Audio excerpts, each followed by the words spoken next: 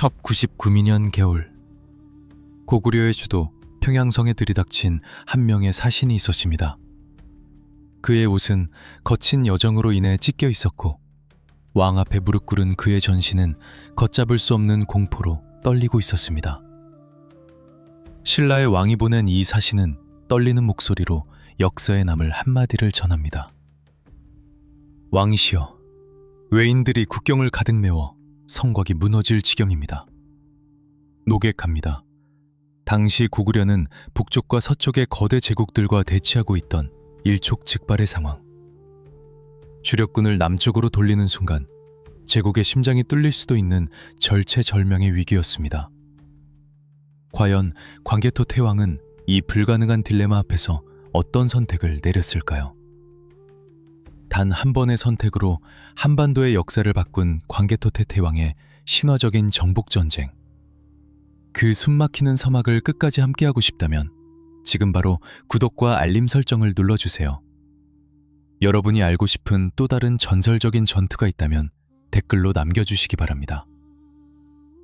4세기 말, 동북아시아의 정세는 그야말로 살얼음판과 같았습니다. 우리는 흔히 광개토 태왕을 정복군주로만 기억하지만 그가 즉위했을 당시 고구려가 처한 현실은 사면초가, 말 그대로 사방에서 적들이 칼을 겨누고 있는 형국이었습니다. 서쪽으로는 모용씨가 세운 선비족의 나라 후연이 호시탐탐 고구려의 요동을 노리고 있었고, 북쪽으로는 거란의 여러 부족이 끊임없이 국경을 어지럽히고 있었습니다. 이러한 상황에서 남쪽의 전선까지 확대한다는 것은 군사 전략상 자살행위나 다름없는 도박이었습니다. 하지만 남쪽의 상황은 고구려가 침묵하기에는 너무나 급박하게 돌아가고 있었습니다. 당시 한반도 남부의 강자였던 백제는 고구려에게 당한 패배를 서력하기 위해 절치부심하고 있었습니다. 백제의 아신왕은 매우 영리하고도 집요한 인물이었습니다. 그는 396년 광개토 태왕에게 무릎을 꿇고 영원히 노개강이 되겠다고 맹세했지만 그것은 단지 굴욕을 피하기 위한 기만전술에 불과했습니다. 아신왕은 겉으로는 고구려에 복종하는 척하면서 물밑으로는 바다 건너 외와 낙동강 유역의 가야 세력을 규합하여 거대한 반고구려 연합전선을 형성하고 있었던 것입니다. 이것은 단순한 국지전이 아니었습니다. 백제의 전략은 명확했습니다. 고구려가 북방의 적들을 상대하느라 정신이 팔려있는 틈을 타 외와 가야의 병력을 신라로 투입하여 신라를 완전히 제압하고 그 여세를 몰아 고구려의 남쪽 측면을 들이치겠다는 거대한 포위 전략이었습니다. 신라는 당시 고구려와 우호적인 관계를 맺고 있던 유일한 남방 파트너였습니다. 만약 신라가 무너진다면 고구려는 남쪽의 방패를 잃게 되고 백제 가야 외 연합군은 아무런 방해 없이 고구려의 복부를 찌를 수 있게 되는 셈이었습니다. 399년, 드디어 백제의 계획이 실행되었습니다. 신라의 수도 사라벌 주변은 순식간에 왜군과 가야군 그리고 백제의 지원군으로 새카맣게 뒤덮였습니다. 삼국사기와 광개토 왕릉비의 기록에 따르면 당시 신라의 국경에는 외인이 가득 찼다라고 묘사되어 있습니다. 이것은 과장이 아니었습니다. 신라의 방어선은 파도처럼 밀려오는 연합군의 공세에 속수무책으로 무너졌고 신라 내무랑은 사실상 포로가 되기 직전의 상황에 몰렸습니다. 성안의 백성들은 공포에 질려 울부짖었고 신라의 운명은 바람 앞에 등불처럼 위태로웠습니다.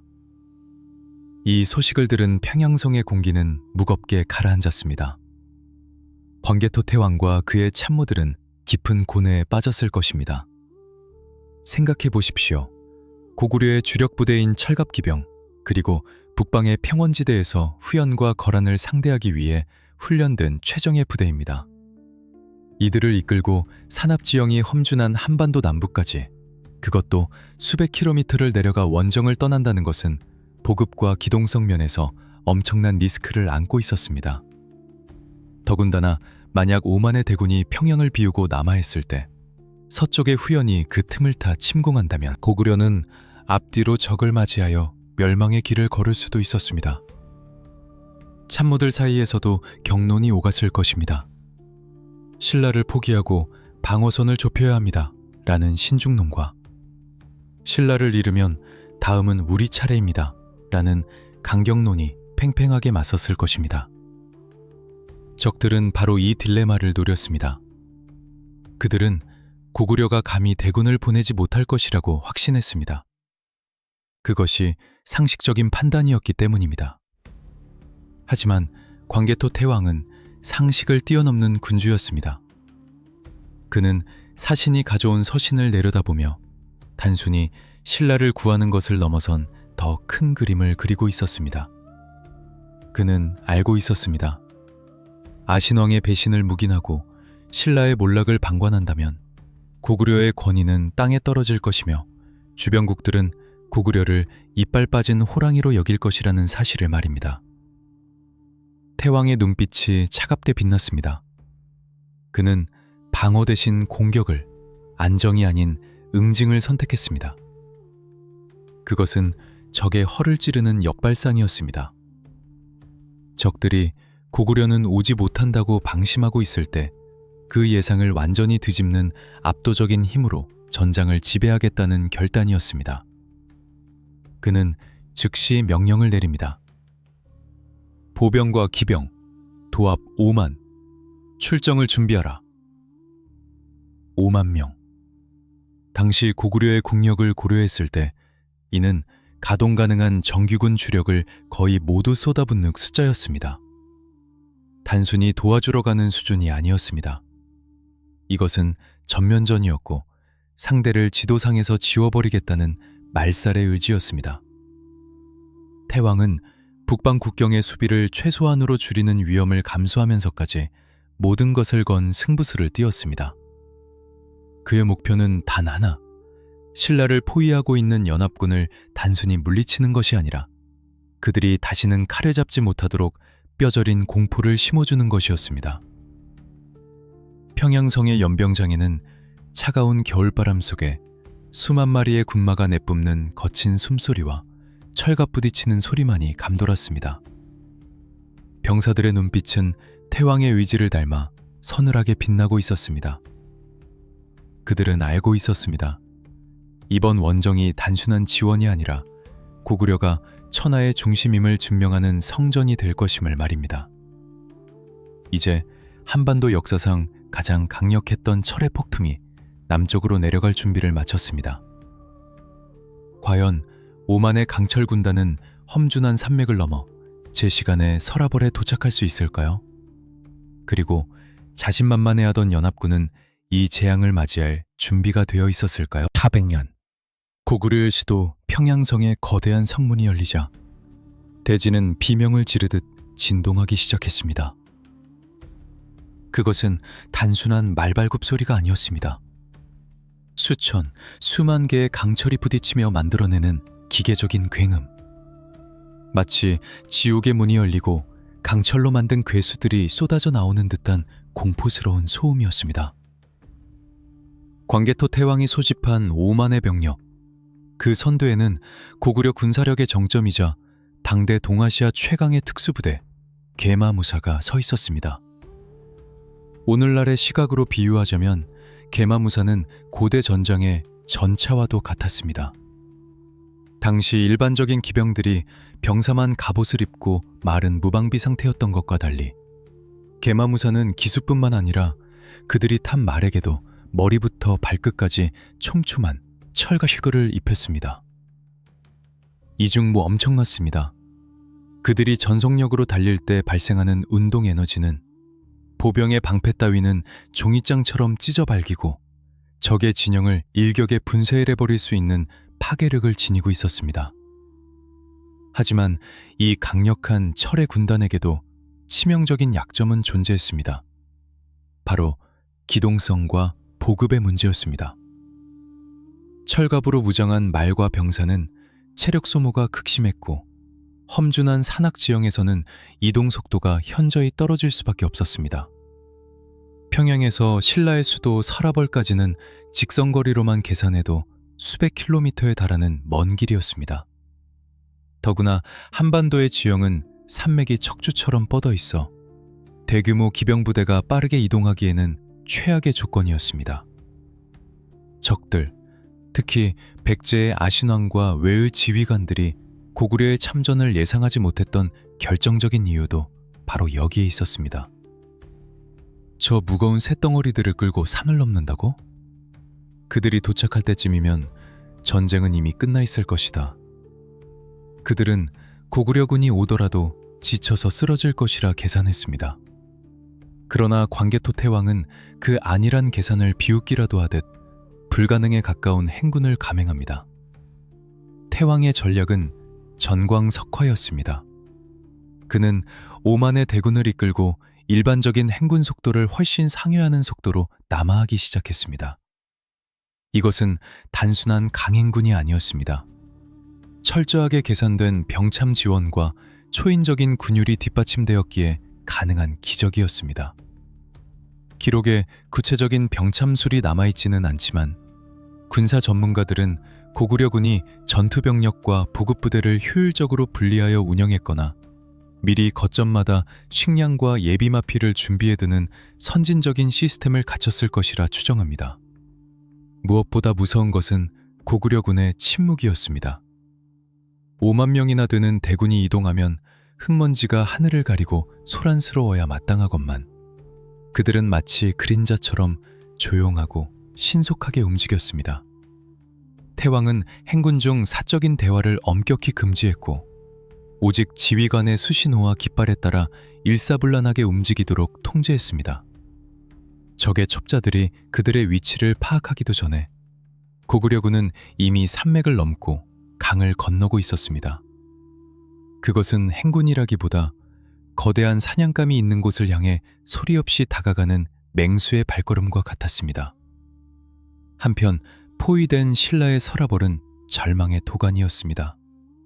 성 밖에는 왜군과 가야, 백제연합군이 밤마다 횃불을 밝히고 승리를 확신하는 축제를 벌이고 있었습니다. 그들은 성벽을 향해 조롱을 퍼부었고 신라의 사기는 바닥을 쳤습니다. 식량은 바닥나고 화살도 떨어져 갔습니다. 신라 내무왕은 매일 밤 북쪽 하늘을 바라보며 기도를 올렸지만 구원군이 온다는 소식은 들리지 않았습니다. 고구려가 우리를 버린 것은 아닐까? 의심과 공포가 전염병처럼 번져나갔습니다. 적들은 느긋했습니다. 그들은 굶주린 신라가 스스로 성문을 열고 나오기만을 기다리고 있었습니다. 그들은 자신들의 등 뒤에서 어떤 재앙이 다가오고 있는지 꿈에도 상상하지 못했습니다. 행군을 시작한 지 얼마 지나지 않아 고구려군은 드디어 신라의 북쪽 국경에 도달했습니다. 험준한 산맥을 넘어온 병사들의 얼굴에는 피로감이 서려 있었지만 눈빛만은 형용하게 살아있었습니다. 그들은 자신들이 단순한 지원군이 아니라 천하를 호령하는 태왕의 칼날이라는 자부심으로 무장되어 있었습니다. 태왕은 잠시 진군을 멈추고 전열을 정비했습니다. 말들에게 물을 먹이고 갑옷의 끈을 다시 조였습니다. 이 순간 전장에는 기이한 정적이 흘렀습니다. 폭풍이 몰아치기 직전의 고요함. 태왕은 높은 언덕에 올라 멀리 남쪽 하늘을 응시했습니다.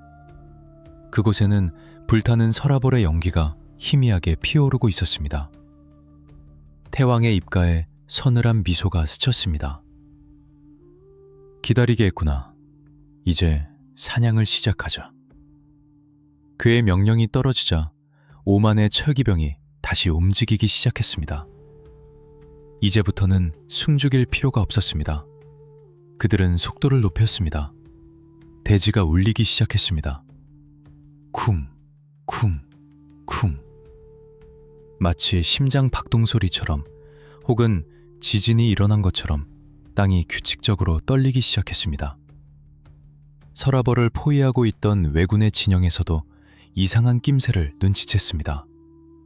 지면의 물 웅덩이에 파동이 일기 시작했고 멀리서 천둥 소리 같은 굉음이 들려오기 시작한 것입니다. 하늘은 맑은데 웬 천둥 소리인가 의아해하던 그 순간 지평선 너머로 검은 물결이 나타났습니다. 처음에는 검은 띠처럼 보였던 그것은 순식간에 거대해지며 시야를 가득 메웠습니다. 태양빛을 받아 번쩍이는 수만 개의 창날, 그리고 검은색 철갑을 들은 거대한 말들이 뿜어내는 입김. 그것은 인간의 군대가 아니었습니다. 움직이는 철의 장벽이었습니다. 오만 기병이 만들어내는 흙먼지 구름은 태양마저 가려버렸습니다. 방심하고 있던 연합군의 병사들은 입을 다물지 못했습니다. 공포에 질린 비명이 터져나오기도 전에 고구려의 삼봉대는 이미 가속을 붙이고 있었습니다. 수백 킬로미터를 달려온 그 힘 그대로 그들은 멈추지 않고 적진을 향해 돌진했습니다. 협상은 없었습니다. 경고도 없었습니다. 오직 압도적인 힘에 의한 심판만이 있을 뿐이었습니다.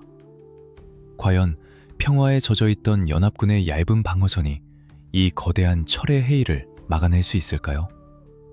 서라벌의 성벽 위에서 이 광경을 지켜보던 신라군은 과연 어떤 표정을 지었을까요? 당시 서라벌을 포위하고 있던 외와 가야, 백제의 연합군은 그 수가 엄청났습니다. 광개토왕 능비는 외인이 국경에 가득 찼다 라고 기록하고 있습니다. 이는 단순한 수적 우위를 넘어 신라의 모든 저항 의지를 꺾어버릴 만큼 압도적인 규모였음을 의미합니다. 연합군은 자신만만했습니다.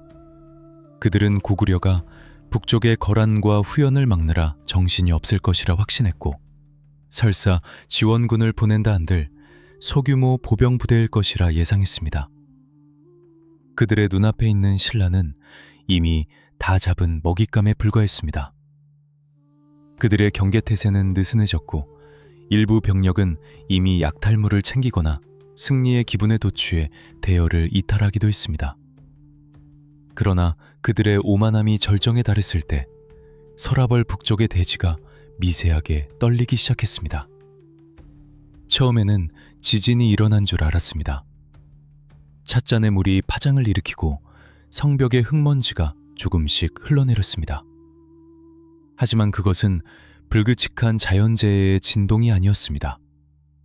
쿵, 쿵, 쿵. 일정한 박자로 대지를 강타하는 리듬. 그것은 거대한 무언가가 맹렬한 속도로 달려오고 있다는 신호였습니다. 연합군의 지휘관들이 이상한 낌새를 눈치채고 북쪽을 바라보았을 때 지평선 너머로 검은 구름 같은 것이 피어오르고 있었습니다. 그리고 마침내 그들이 모습을 드러냈습니다. 먼지 구름을 뚫고 가장 먼저 튀어나온 것은 고구려의 깃발이었습니다.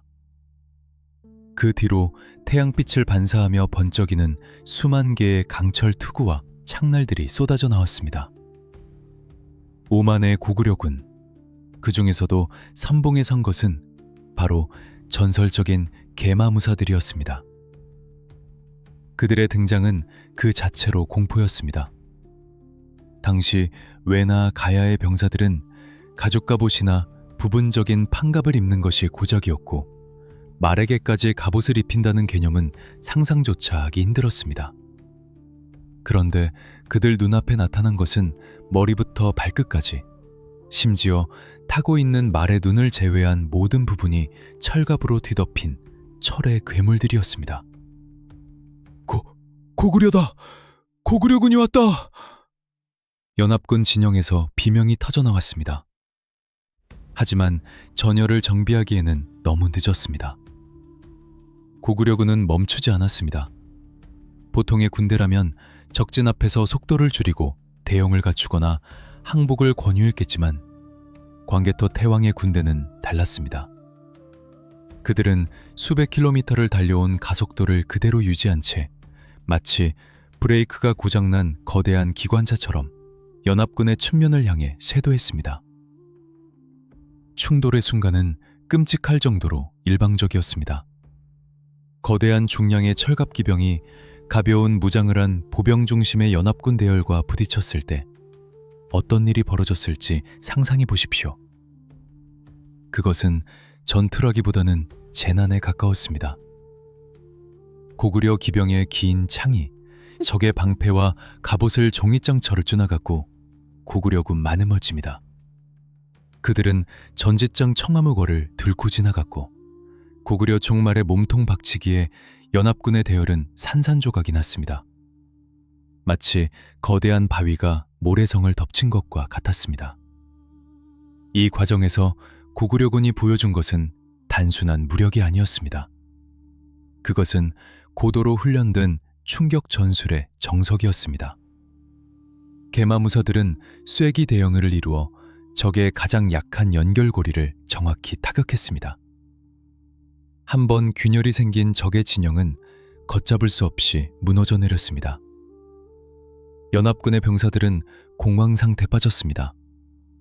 자신들의 칼이나 창으로는 저 철갑 괴물들에게 생채기 하나 낼 수 없다는 무력감이 그들을 지배했습니다. 서라벌 성벽 위에서 이 광경을 지켜보던 신라군과 백성들은 자신의 눈을 의심했습니다. 며칠 동안 자신들을 괴롭히던 그 수만 명의 적군이 순식간에 낙엽처럼 흩어지고 있었기 때문입니다. 검은색 갑옷을 입은 고구려 기병들이 휩쓸고 지나간 자리에는 적군의 깃발이 꺾이고 대열이 붕괴되어 더 이상 군대라고 부를 수 없는 혼란만이 남았습니다. 연합군은 저항을 포기했습니다. 아니, 저항 자체가 불가능했습니다. 지휘체계는 마비되었고 살기 위해 등을 돌려 도망치는 병사들이 서로 뒤엉켜 넘어지며 스스로 무너져 내렸습니다. 고구려군은 무리하게 적을 학살하는 대신 압도적인 기세로 적을 밀어붙이며 전장을 완전히 장악했습니다. 그들의 목표는 적의 산멸을 넘어 적의 의지를 완전히 꺾어버리는 것이었기 때문입니다. 마침내 서라벌의 포위망이 뚫렸습니다. 태왕의 군대가 신라의 왕성 근처에 도달했을 때 신라 내무왕은 성문을 열고 나와 눈물을 흘리며 고구려군을 맞이했다고 전해집니다. 그것은 단순한 구원이 아니라 멸망의 위기에서 나라를 다시 찾은 감격의 순간이었습니다. 하지만 광개토 태왕은 여기서 만족하지 않았습니다. 그의 눈은 도망치는 적들의 뒷모습을 쫓고 있었습니다. 그는 말국비를 돌리며 차갑게 명령했습니다. 단 한 놈도 살려서 돌려보내지 마라. 이것은 끝이 아니라 시작이다. 서라벌을 구한 것은 서막에 불과했습니다. 이제부터 고구려군은 도망치는 연합군을 추격하여 한반도 남단 끝까지 몰아붙이는 대추격전을 시작하려 합니다. 단순한 방어가 아닌 적의 본거지까지 타격하여 뿌리를 뽑아버리려는 태왕의 무시무시한 전략. 서라벌의 포위망이 뚫린 직후 전장의 양상은 전투에서 일방적인 소탕으로 바뀌었습니다. 광개토 태왕이 구사한 전술은 군사학에서 흔히 말하는 망치와 모루, 전술의 변형이었습니다. 하지만 이 상황에서 모루 역할을 해야 할 신라군은 이미 성 안에 고립되어 있었기에 태왕은 고구려 기병대 자체를 거대한 망치로 활용하여 적의 대형을 잘게 부수고 흩어버리는 기동 타격 전술을 선택했습니다. 연합군의 가장 큰 실수는 고구려군의 중량감을 계산에 넣지 않았다는 것입니다. 당시 왜군은 가벼운 보병 위주의 전력이었고 기동성을 중시하는 게릴라 전술에 능했습니다. 그들은 치고 빠지는 데에는 익숙했지만 정면에서 밀고 들어오는 중전차 같은 압박을 견뎌낼 훈련은 되어 있지 않았습니다. 고구려 개마무사들이 전속력으로 돌진해 올 때 연합군 병사들이 쏜 화살은 두꺼운 철갑에 맞고 힘없이 튕겨나갔습니다. 화살이 통하지 않는다! 라는 절망적인 외침이 연합군 진영을 뒤흔들었고 이는 곧바로 지휘체계의 붕괴로 이어졌습니다. 태왕은 적이 전열을 재정비할 틈을 주지 않았습니다. 고구려군은 마치 양치기개 갈 양떼를 몰듯 흩어진 연합군을 특정한 방향으로 몰아갔습니다. 그 방향은 바로 퇴로가 차단된 좁은 골짜기나 강가였습니다.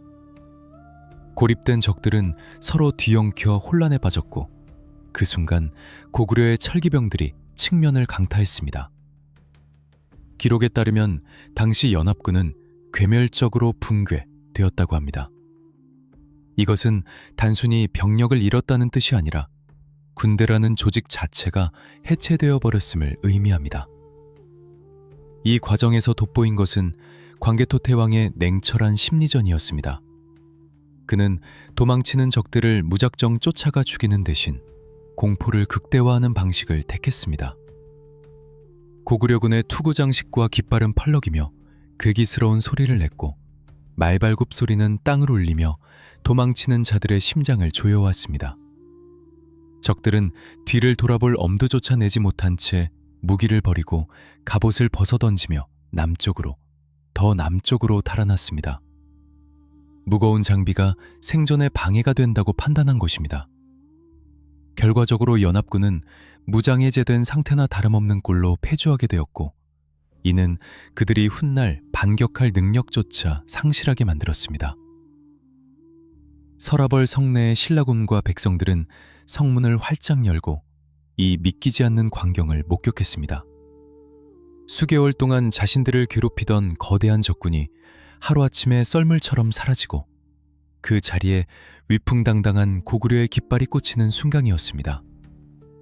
신라 내물왕은 고구려 장수들의 손을 잡고 감격을 감추지 못했지만 고구려군은 승리의 축배를 들 시간이 없었습니다. 그들의 임무는 단순히 신라를 구하는 것이 아니라 위협의 싹을 완전히 잘라내는 것이었기 때문입니다. 광개토 태왕은 말 위에서 지도를 펼쳤습니다. 적의 주력은 붕괴되었지만 잔당들은 그들의 본거지인 임나가라, 종발성 방향으로 도주하고 있었습니다. 보통의 지휘관이라면 여기서 멈췄을 것입니다. 원정군은 지쳤고 보급선은 길어졌으며 목적이었던 신라 구원은 달성했기 때문입니다. 하지만 태왕은 참모들에게 짧고 단호하게 명령했습니다. 말머리를 남쪽으로 돌려라. 끝까지 쫓는다. 이것이 바로 광개토 태왕이 위대한 정복군주로 불리는 이유입니다. 그는 눈앞의 이익에 만족하지 않고 미래의 잠재적 위협까지 제거하려는 거시적인 전략을 가지고 있었습니다. 만약 여기서 멈춘다면 백제와 외는 다시 힘을 모아 몇 년 뒤 또다시 도발해 올 것이 뻔했습니다. 태왕은 이번 기회에 가야 지역까지 진출하여 외의 한반도 거점을 완전히 파괴하고 백제의 연결고리를 끊어버리기로 결심한 것입니다. 다시 한번 고구려의 진군나팔 소리가 울려 퍼졌습니다. 피냄새와 흙먼지가 뒤섞인 전장을 뒤로하고 5만의 철기병은 지친 기색 하나 없이 남쪽을 향해 다시 달리기 시작했습니다. 이제 전장은 신라를 벗어나 낙동강 유역의 가야 연맹체 영토로 확대되고 있었습니다. 도망치는 자들에게는 지옥 같은 시간이, 추격하는 자들에게는 역사를 쓰는 시간이 계속되고 있었습니다. 패주하는 연합군이 마지막으로 희망을 걸고 모여든 곳, 가야의 철옹성, 종발성. 과연 그들은 그곳에서 고구려의 폭풍을 막아낼 수 있을까요? 아니면 그곳마저도 철기병의 말발굽 아래 짓밟히게 될까요? 일반적으로 고대 전쟁사에서 추격전은 승자의 특권이자 동시에 가장 위험한 도박이기도 합니다. 적진 깊숙이 들어갈수록 보급선은 길어지고 지형은 낯설어지며 매복의 위험은 커지기 때문입니다. 당시 외와 가야, 백제 연합군의 잔당들은 경주를 벗어나 낙동강 줄기를 따라 남쪽으로 필사적인 탈출을 감행했습니다. 그들의 목적지는 당시 가야 연맹의 맹주였던 금관가야, 오늘날의 김해지역. 그곳에는 그들의 본거지이자 최후의 보루인 성곽들이 있었습니다. 그들은 그곳에 닿기만 하면 고구려군의 추격을 따돌리고 재기를 노릴 수 있다고 믿었습니다. 그러나 광개토 태왕은 적에게 재기라는 단어 자체를 허락할 생각이 없었습니다. 그는 군사들에게 명확한 목표를 제시했습니다. 신라 국경에서 적을 쫓아내는 것으로 만족하지 마라. 적의 뿌리가 있는 곳까지 간다. 이것은 고구려의 전략이 방어적 성격에서 공격적 산멸전으로 완전히 전환되었음을 의미했습니다. 5만의 철기병은 서라벌에서의 승리에 취해 쉬는 대신 말에게 물을 먹이고 곧바로 남하를 시작했습니다. 고구려군의 진격 속도는 상상을 초월했습니다. 무거운 철갑을 두른 계마무사들이었지만 그들은 평소에 혹독한 훈련으로 다져진 강인한 체력과 기동력을 잃지 않았습니다. 도망치는 연합군 병사들이 뒤를 돌아볼 때마다 지평선에는 어김없이 고구려의 깃발이 펄럭이고 있었습니다. 그 심리적 압박감은 실로 대단했습니다. 밥을 먹다가도 잠을 자다가도 들려오는 말발굽 소리에 연합군은 무기를 버리고 다시 뛰어야 했습니다. 이 과정에서 수많은 병력이 대열에서 이탈하거나 지쳐서 쓰러졌고 연합군은 싸워보기도 전에 스스로 붕괴되어 갔습니다. 낙동강 유역을 따라 내려가는 길목마다 위치한 작은 성읍 국가들은 고구려군의 위용 앞에 맥없이 무릎을 꿇었습니다. 태왕의 군대가 지나가는 곳은 마치 거대한 태풍이 휩쓸고 지나간 듯했습니다. 하지만 여기서 주목해야 할 점은 고구려군의 엄정한 군기였습니다. 그들은 무차별적인 약탈이나 파괴를 자행하여 시간을 낭비하지 않았습니다. 오직 적의 주력 부대가 도망치는 경로만을 정확히 타격하며 외과 수술처럼 정밀하게 적의 급소를 찔러 들어갔습니다. 저항하는 성은 단숨에 제압하고 항복하는 곳은 빠르게 통과하며 속도를 유지했습니다. 이러한 속도전은 가야의 여러 소국들이 연합하여 방어선을 구축할 시간조차 주지 않는 고도의 전략이었습니다. 당시 가야 지역, 특히 금관가야는 철의 생산지로 유명했으며 강력한 부를 축적하고 있던 나라였습니다. 그들은 자신들의 영토가 전쟁터가 되리라고는 상상도 못했을 것입니다. 하지만 고구려군이 신라의 국경을 넘어 가야의 영토로 진입하자 상황은 급변했습니다. 평화로웠던 낙동강변은 고구려 찰기병의 말발굽 소리로 진동했습니다. 이것은 단순한 침공이 아니었습니다. 고구려가 한반도 남부의 패권국이었던 가야에게 누가 진정한 지배자인가를 묻는 무력 시위이자 심판이었습니다. 추격전의 양상은 마치 사냥개 무리가 멧돼지를 몰아붙이는 형국이었습니다. 연합군의 잔존병력은 계속해서 남쪽으로 밀려났고 결국 그들은 바다와 인접한 최후의 방어선, 종발성, 오늘날의 부산 혹은 김해추정으로 몰리게 되었습니다. 더 이상 물러설 곳이 없는 막다른 곳, 그곳에는 바다 건너 외로 돌아갈 배가 기다리고 있었을지 모르지만 그 배에 타기 위해서는 고구려군의 추격을 따돌려야만 했습니다. 광개토 태왕은 서두르지 않았습니다. 그는 적들이 종발성이라는 도간에 든 쥐가 되기를 기다렸다가 포위망을 좁혀 들어갔습니다. 오만 대군은 마치 거대한 뱀이 먹이를 조이듯 종발성 주변을 에워쌌습니다. 성벽 위에서 내려다보는 연합군의 눈에 비친 광경은 절망 그 자체였을 것입니다. 끝도 없이 펼쳐진 검은 갑옷의 물결, 그리고 하늘을 찌를 듯한 기세. 이 기나긴 추격전은 단순히 적을 죽이는 과정이 아니라 적의 마음에 고구려라는 지울 수 없는 공포를 새기는 과정이었습니다. 가야의 여러 나라들은 깨달았습니다. 자신들이 손을 잡았던 백제와 외가, 고구려라는 거인 앞에서는 얼마나 무력한 존재인지를 말입니다. 이제 남은 것은 최후의 결전뿐입니다. 바다를 등진 채 떨고 있는 적들과 대륙의 기상을 품고 달려온 고구려군의 마지막 충돌. 종발성 전투는 과연 어떻게 끝이 났을까요? 그리고 이 전투의 결과로 한반도 지도는 어떻게 바뀌었을까요? 바다 냄새가 섞인 눅눅한 바람이 불어오는 한반도의 남단, 종발성. 더 이상 물러설 곳이 없는 막다른 절벽 끝에서 외와 가야, 백제의 연합군은 등 뒤로 출렁이는 검푸른 바다를 바라보며 절망하고 있었습니다.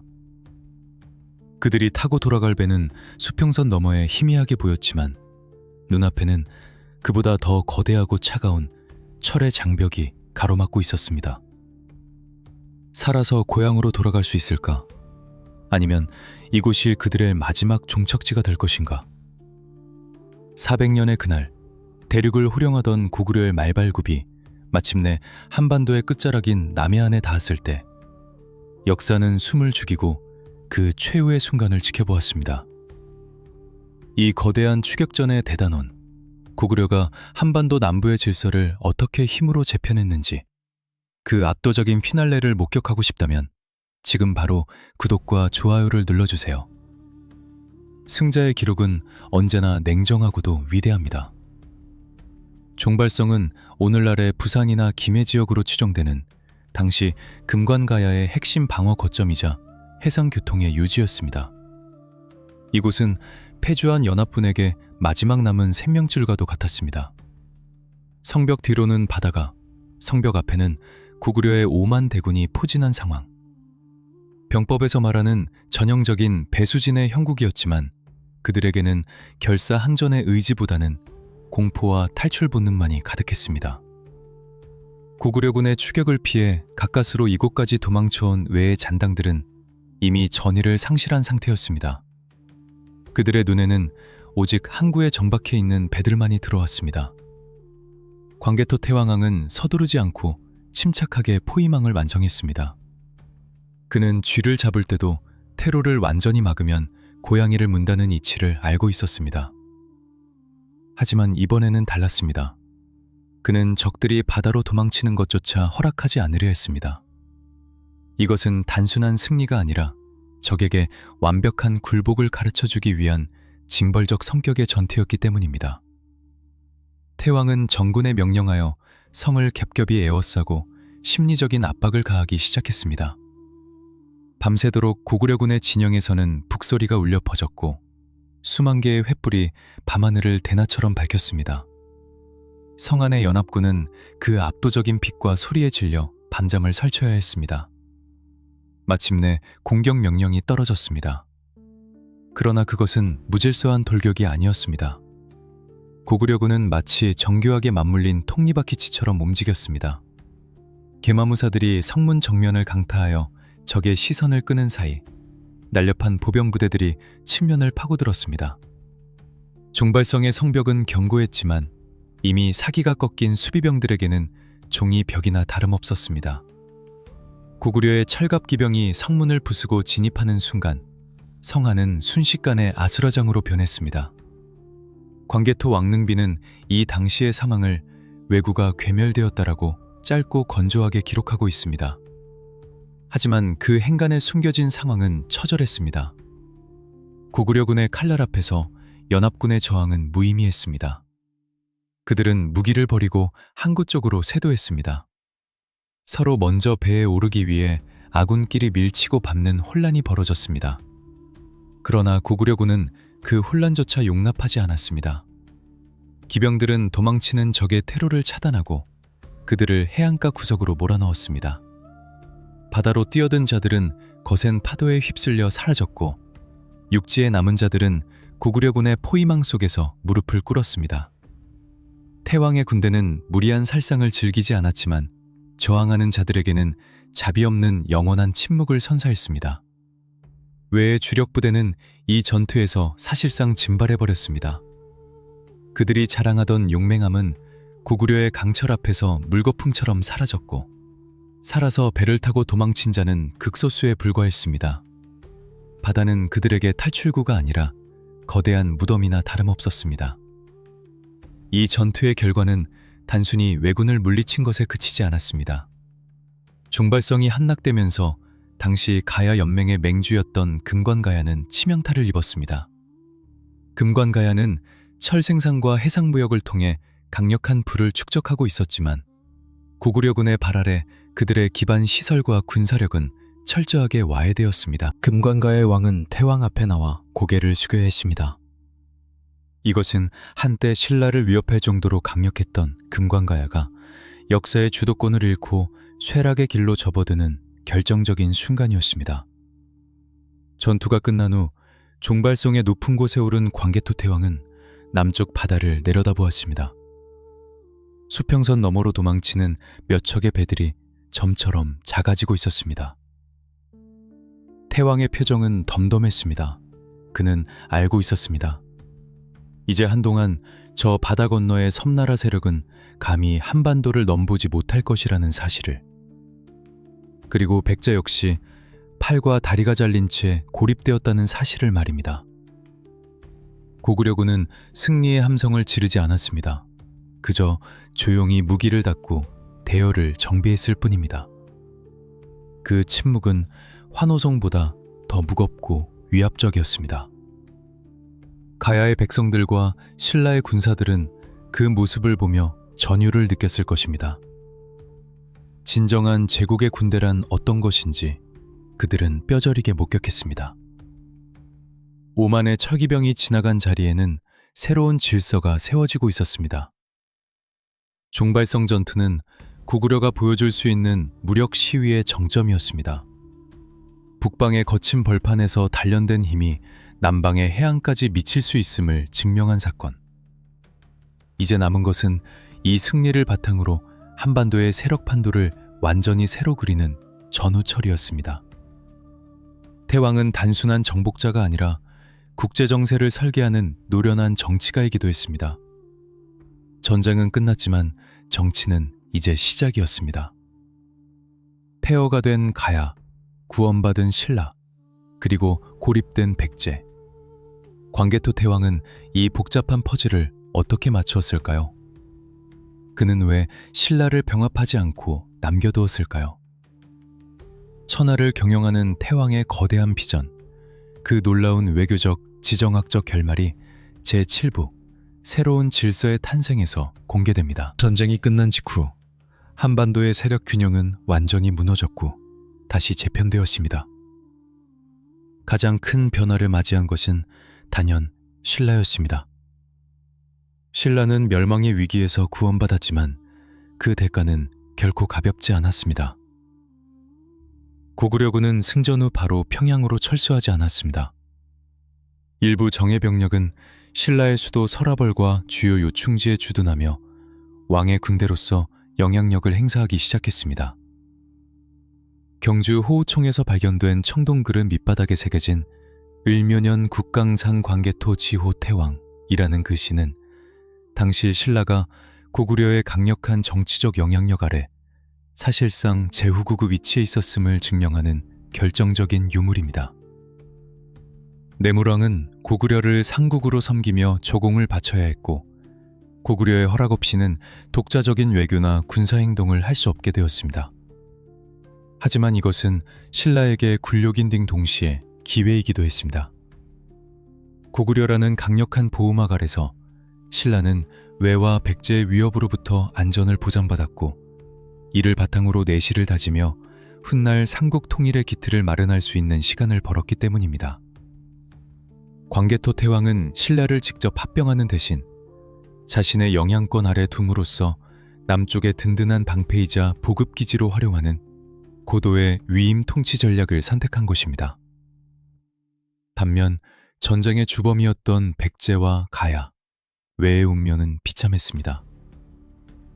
백제의 아신왕은 자신이 공들여 쌓은 반고구려 연합이 모래성처럼 무너지는 것을 지켜봐야 했습니다. 가장 강력한 우군이었던 외는 바다 건너로 쫓겨났고 가야는 재기불능의 상태에 빠졌습니다. 특히 낙동강 하류를 지배하며 해상 무역권을 독점했던 금관 가야도의 몰락은 치명적이었습니다. 고구려의 철기병에 의해 국토가 유린당한 금관 가야는 이후 가야 연맹 내에서의 주도권을 상실했고 가야의 중심축은 내륙의 고령 지방인 대가야로 이동하게 됩니다. 이는 고구려의 원정이 단순히 군사적 타격을 넘어 가야라는 국가연합체의 권력구조 자체를 바꿔버렸음을 의미합니다. 외 역시 뼈아픈 교훈을 얻었습니다. 그들은 한반도 내부 분쟁에 개입하여 이득을 취하려 했으나 대륙의 최강자 고구려와 정면으로 충돌하는 것이 얼마나 무모한 짓인지 깨달았습니다. 이후 외는 약 50년 가까이 한반도에 대한 대규모 군사 개입을 자제하게 됩니다. 광개토 태왕의 무력 시위가 현해탄을 건너 일본 열도에까지 심리적 억지력으로 작용한 셈입니다. 여기서 우리는 광개토 태왕의 위대한 전략적 비전을 엿볼 수 있습니다. 그는 왜 신라를 멸망시키고 직접 지배하지 않았을까요? 그는 왜 백제를 완전히 멸망시키지 않고 남겨두었을까요? 그것은 바로 그가 꿈꾼 천하관 때문이었습니다. 태왕에게 고구려는 단순한 나라가 아니라 천하의 중심인 제국이었습니다. 제국은 모든 영토를 직접 다스리지 않습니다. 중심에는 황제가 있고 주변에는 황제를 섬기는 제후국들이 존재하는 조공 책봉 체제를 구축하는 것이 훨씬 더 효율적이고 권위 있는 통치 방식이라 판단했을 것입니다.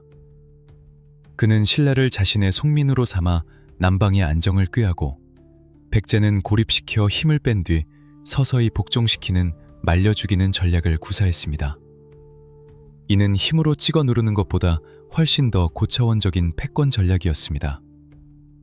400년의 원정 이후 고구려는 명실상부한 동북아시아의 패자로 등극했습니다. 북으로는 만주 벌판을, 남으로는 한반도 중남부까지 아우르는 거대한 영향력의 고리. 이것이 바로 광개토 태왕이 만든 팍스 고구려, 즉 고구려에 의한 평화와 질서의 시대였습니다. 백성들은 태왕을 영락이라 칭송했습니다. 영원한 즐거움 혹은 영원한 평안. 강력한 힘으로 외적을 물리치고 백성들에게 평화를 가져다준 위대한 군주에게 바치는 최고의 찬사였습니다. 그는 단순히 땅을 넓힌 정복자가 아니었습니다. 그는 한반도라는 좁은 울타리를 넘어 동아시아 전체를 경영하려 했던 대전략가이자 진정한 황제였습니다. 이제 이 대서사시의 마지막 장이 남았습니다. 세월이 흘러 412년, 위대한 태왕은 세상을 떠났지만 그가 남긴 유산은 돌에 새겨져 오늘날까지 우리에게 전해지고 있습니다. 높이 6m가 넘는 거대한 비석, 광개토 왕릉비에 새겨진 1775자의 기록. 그 속에 담긴 태왕의 마지막 메시지는 과연 무엇이었을까요? 그리고 오늘날 우리가 이 전쟁을 기억해야 하는 진짜 이유는 무엇일까요? 오늘날 중국 지린성, 지안. 그곳에는 1600년의 비바람을 견디며 묵묵히 서 있는 거대한 돌기둥이 하나 있습니다. 높이 6.39m, 무게 37톤에 달하는 동양 최대의 비석. 바로 광개토 왕릉비입니다. 아파트 3층 부피에 육박하는 이 웅장한 자연석에는 무려 1775자의 한자가 빼곡히 새겨져 있습니다. 만약 이 비석이 없었다면 우리는 400년에 있었던 그 전설적인 5만 기병의 대원정을 그저 구전되어 오는 신화 정도로만 여겼을지도 모릅니다. 하지만 돌에 새겨진 역사는 거짓말을 하지 않습니다. 한반도 역사의 가장 위대한 승리이자 우리 민족의 자존심을 드높인 광개토 태왕의 마지막 이야기. 그 가슴 벅찬 결말을 끝까지 함께해 주신 여러분께 진심으로 감사드립니다. 414년, 광개토 태왕의 아들 장수왕은 위대한 아버지의 업적을 기리기 위해 이 비석을 세웠습니다. 비문에는 왕의 탄생부터 정복활동, 그리고 그가 꿈꾸었던 세상이 파노라마처럼 펼쳐져 있습니다. 그 중에서도 서기 400년, 경자년 1록은 비문의 하이라이트라 할 수 있습니다. 보병과 기병 5만을 보내어 신라를 구원하게 하였다. 단 한 줄의 문장이지만 이 속에는 수천 킬로미터를 달려간 개마무사의 거친 숨소리와 절망에 빠진 신라 백성들의 환호성, 그리고 적들을 공포에 떨게 했던 철기병의 위용이 모두 담겨 있습니다. 역사학자들은 이 기록을 통해 고구려가 당시 동북아시아에서 얼마나 압도적인 군사동원 능력과 병참 시스템을 갖추고 있었는지 확인합니다. 5만이라는 숫자는 단순한 과시가 아니었습니다. 그것은 고구려가 마음만 먹으면 한반도 남부는 물론 바다 건너 세력까지 통제할 수 있다는 실질적인 힘의 증명이었습니다. 하지만 광개토 태왕이 우리에게 남긴 진짜 유산은 단순히 넓은 영토나 강력한 군대만이 아닙니다. 그것은 바로 자주적인 천하관입니다. 그는 중국의 연호를 따르지 않고 우리나라 최초로 독자적인 연호인 영락을 사용했습니다. 이는 고구려가 중국의 변방국가가 아니라 스스로가 세상의 중심이며 고구려의 왕은 하늘 아래 대등한 존재가 없는 최고의 통치자, 즉 태왕임을 만천하에 선포한 것입니다. 400년의 남정은은 이러한 태왕의 의지가 가장 극적으로 표출된 사건이었습니다. 북쪽의 거대한 적들과 맞서면서도 동족인 신라가 위기에 처했을 때 주저없이 대군을 파견하여 구해낸 결단력, 그리고 적을 물리친 뒤에는 신라를 억압적으로 병합하기보다 고구려 중심의 질서 안에서 공존하는 길을 택한 포용력. 이것은 진정한 대국만이 보여줄 수 있는 품격이었습니다. 만약 그때 고구려가 신라를 외면했다면 어떻게 되었을까요? 신라는 외와 백제의 협공 속에 역사 속으로 사라졌을 것이고, 한반도 남부는 외세의 각축장이 되었을지도 모릅니다.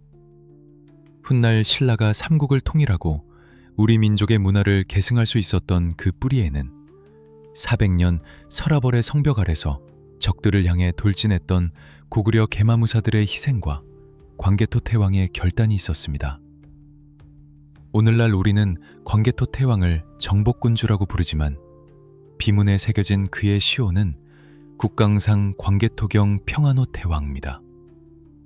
땅을 넓게 개척하고 백성을 평안하게 돌본 위대한 왕이라는 뜻입니다. 그가 칼을 들었던 이유는 단순히 남의 땅을 빼앗기 위함이 아니었습니다.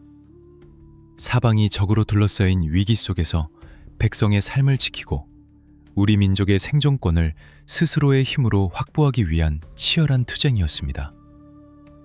그가 세상을 떠난 지 1600년이 넘었지만 광개토 태왕의 이름은 여전히 우리 가슴을 뛰게 합니다. 약소국이라는 패배주의를 거부하고 불가능해 보이는 포위망을 뚫고 대륙을 호령했던 그 기백.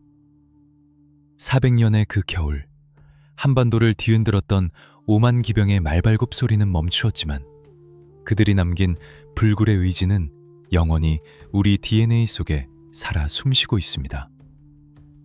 역사는 승자의 기록이라고 합니다. 하지만 진정한 승자는 총칼로 남을 짓밟은 자가 아니라 자신의 백성과 문화를 지켜내어 후대에게 떳떳한 기억을 물려준 자입니다.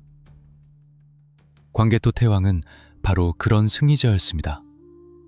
지금 여러분이 서 있는 이 땅, 우리가 쓰고 있는 이 말과 글, 이 모든 것의 근원을 거슬러 올라가다 보면 우리는 필연적으로 그날의 고구려군을 마주하게 됩니다. 두려워 마라. 우리가 왔다. 그날 서라볼의 하늘에 울려 퍼졌던 그 든든한 외침을 기억하며 위대한 태왕의 대서사시를 마칩니다. 지금까지 광개토 태왕의 400년 남정전쟁 시리즈를 청취해주신 구독자 여러분, 진심으로 감사합니다. 여러분의 뜨거운 관심 덕분에 역사 속에 잠들어 있던 철갑기병들을 다시 깨울 수 있었습니다. 이 시리즈가 여러분에게 작은 자부심이 되었다면, 그리고 가슴 뜨거운 전율을 느끼셨다면 주저 말고 구독과 좋아요, 알림 설정을 눌러주세요. 여러분의 응원이 더 위대하고 미스터리한 역사 속 전투를 발굴하는 힘이 됩니다. 다음 시리즈에서는 어떤 전설적인 전투를 다루면 좋을까요? 살수대첩의 을지문덕, 아니면 안시성의 양만춘. 듣고 싶은 영웅의 이야기를 댓글로 남겨주시면 가장 많은 요청이 있는 주제로 다시 찾아오겠습니다.